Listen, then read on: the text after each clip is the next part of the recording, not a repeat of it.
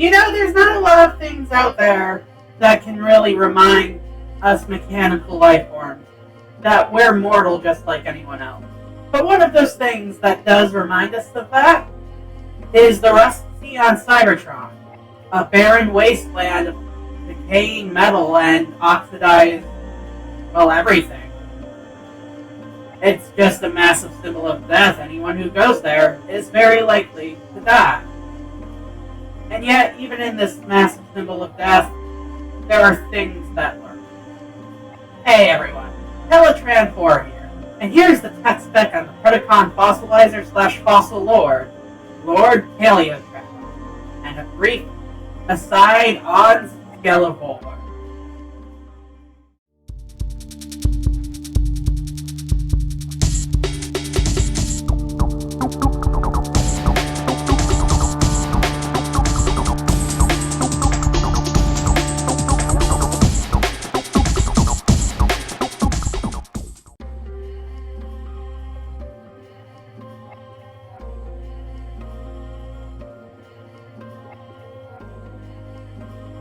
Lords of Rust, your time has passed.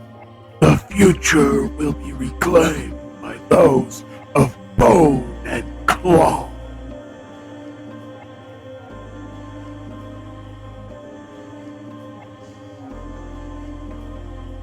In the early days of Maximal and Predacon society following the Pax Cybertronia, a group of both factions developed a sort of mineral shielding technology, with hopes to recolonize the Sea of Rust.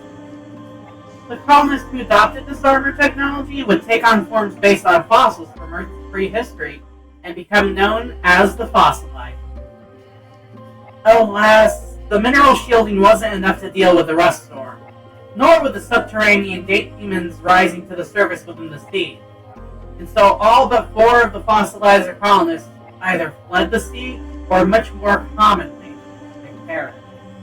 The 4 remaining Fossilizers would ultimately uncover dark and arcane magics from before Cybertron's golden age in the ruins within the Rust Sea.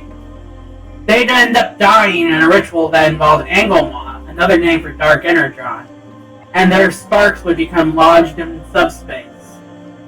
The new taint in their sparks, however, allowed them to reanimate not just their own bodies, but the bodies of all the other deceased Fossilizer colonists, enslaving them into their will. They had essentially become cyber legions, and thus the Fossil Lords were born.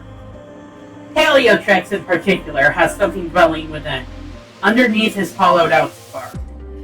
He realizes his consciousness and ego as it is now is just a mask. Beneath there's something unfathomable, an eldritch entity, only known as the Skeletor. For his strength level, I put Paleotrex at an 8. He has a Tyrannosaurus alt mode, and all his Fossilizer drones display great strength along with himself, and they can further combine into several monstrous and draconic-like forms. Paleotrex's own intelligence is fairly difficult to gauge due to him making use of multiple brain modules and Skeletor dwelling within his spark. As such, he's the first that I'm going to cover with an X rank in the TechSpecs. For speed, I put Paleotrex at a 6. He's not as fast as a living Tyrannosaur, but the lumbering skeleton remains can nonetheless keep pace with their prey.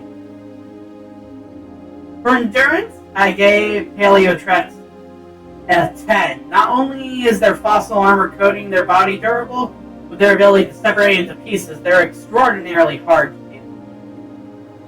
For rank, I didn't really give Paleotrex one. In the script, I just have it written as Fossil Lord. Because, really, despite carrying the Predacon insignia and otherwise listening to the Tri-Predacus Council, Paleotrex and the other Fossil Lords exist outside of military hierarchy. Under Courage, I put Paleotrex at a 4.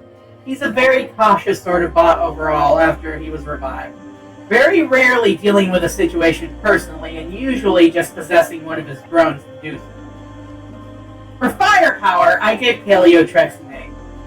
Because while he lacks in all that many ranged weapons, Paleotrex is armed with a flamethrower within his T-Rex skull and he can emit pale green arcane flames from any given removed segment of one of his bodies. Under skill, I gave Paleotrex a 10, because Paleotrex is terrifyingly adept in the arcane arts he studied, and he rules the majority of the Sea of Rust with a stony fist. He's not to be underestimated. And there we have it, the bio and tech spec on the Fossil Lord Paleotrex. Hopefully if you're ever dwelling in the Rust Sea, this will help you out of a jam. And if you have any further questions for me, either leave something down in the comments, or you can ask me a question personally over on askteletraan4.tumblr.com. Thanks for watching, and I'll see you guys next time on the TechSpecs.